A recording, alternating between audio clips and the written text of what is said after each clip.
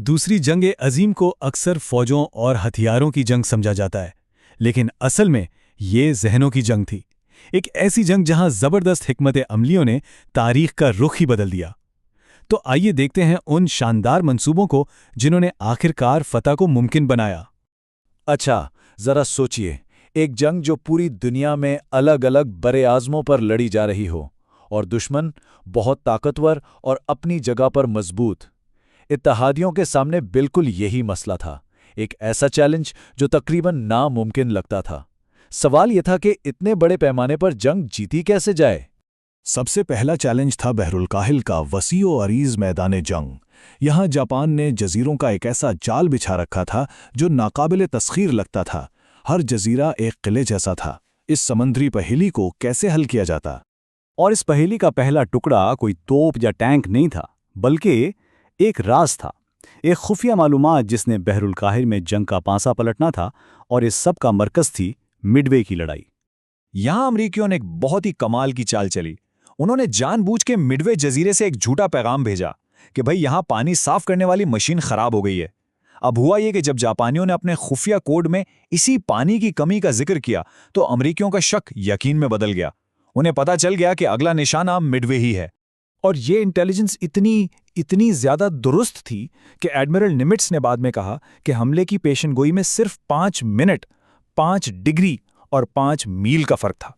इससे एक बात तो साफ हो गई थी कि मालूमात जंग का सबसे ताकतवर हथियार बन चुकी थी। लेकिन दुश्मन के मंसूबे जानने का मतलब ये नहीं था कि हर जजीरे पर लड़कर कब्जा किया जाए। ये तो एक बहुत ही खूनी और लंबा काम होता। इत्तेहादियों को एक ज्यादा होशियार रास्ते की जरूरत थी, और यहीं से लीप फ्रॉगिंग की इनकलाबी हिकमत अमली सामने आई। तो इन दोनों में फ़र्क क्या था? देखें, पुराना तरीका यानी आइलैंड हॉपिंग ये था कि एक एक करके हर जजीरे पर सीधा हमला करो। इसमें जानी नुकसान बहुत ज़्यादा होता था। लेकिन लीप फ्रॉगिंग बिल्कुल अलग थी। इसका मतलब था कि जो सबसे मजबूत जजीरे हैं उन्हें छोड़ दो, उनके आसपास से गुजरो और उनके पीछे जो कमज़ोर ठिकाने हैं उन पर कब्जा कर लो। इससे होता ये कि दुश्मन की सप्लाई लाइनें कट जाती और वो खुद ही कमज़ोर पड़ जाते। तो एक तरफ बहर गकाइल में ये नई हिकमत अमली काम कर रही थी, तो दूसरी तरफ यूरोप में एक बहुत बड़ा चैलेंज इंतजार कर रहा था। नाजी जर्मनी ने पूरे बरे आजम को जैसे एक किले में बदल दिया था। 3.5 मिलियन ये सिर्फ एक नंबर नहीं है, ये उन फौजियों की तादाद है जिन्हें जर्मनी ने सोवियत यूनियन पर हमले के लिए भेजा था। इससे अंदाजा होता है कि यूरोप में जंग किस बेपनाह पैमाने पर लड़ी जा रही थी। अब असल सवाल यह था कि इस किले को तोड़ा कैसे जाए।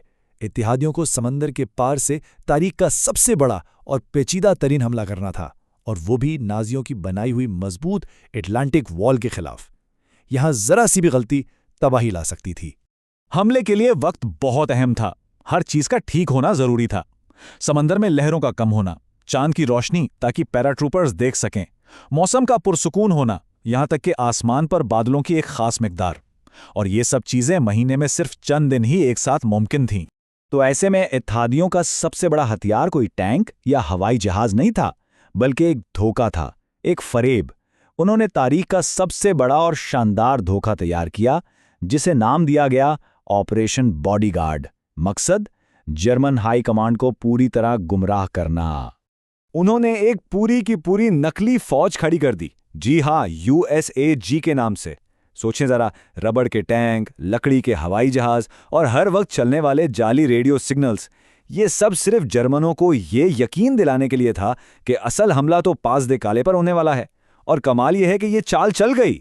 यूरोप में फतह करीब थी, लेकिन जंग अभी खत्म नहीं हुई थी। अब आखिरी और शायद सबसे मुश्किल सवाल सामने था, जापान से कैसे निपटा जाए बगैर एक ऐसी खूनी ज़मीनी जंग के जिसमें लाखों जानें जाती। उसका जवाब टेक्नोलॉजी में था। दुनिया की नज़रों से छुपकर साइंसदान एक ऐसे हथियार को बनाने की दौड़ में शामिल थे जो इतना ताकतवर हो कि एक ही झटके में जंग का फैसला कर दें। इस खुफिया मिशन का नाम था मैनहट्टन प्रोजेक्ट। और सिर्फ 6 साल के अंदर एटम बम का तस्वुर एक खौफनाक हकीकत बन गया। ये टाइमलाइन दिखाती है कि कैसे एक साइंसी नज़रिया एक ऐसी टेक्नोलॉजी में बदल गया जिसने दुनिया की तारीख को हमेशा के लिए बदल कर रख दिया। तो इन सब बातों को जोड़कर देखें तो क्या नतीजा निकलता है? ये सब अलग अलग कामयाबियां नहीं थीं, बल्कि ये एक दूसरे से जुड़े हुए हल थे, जहां जहानत, धोखाधड़ी और टेक्नोलॉजी ने मिलकर नामुमकिन को मुमकिन कर दिखाया था। خفیہ کوڈز کو توڑنے سے لے کر نقلی فوجیں بنانے تک، اور تاریخ کی سب سے بڑی جنگی تیاریوں سے لے کر ایک انقلابی سائنٹیفی ایجاد تک، اتحادیوں نے مل کر جنگ جیتنے کا ایک نیا فارمولا لکھ دیا تھا۔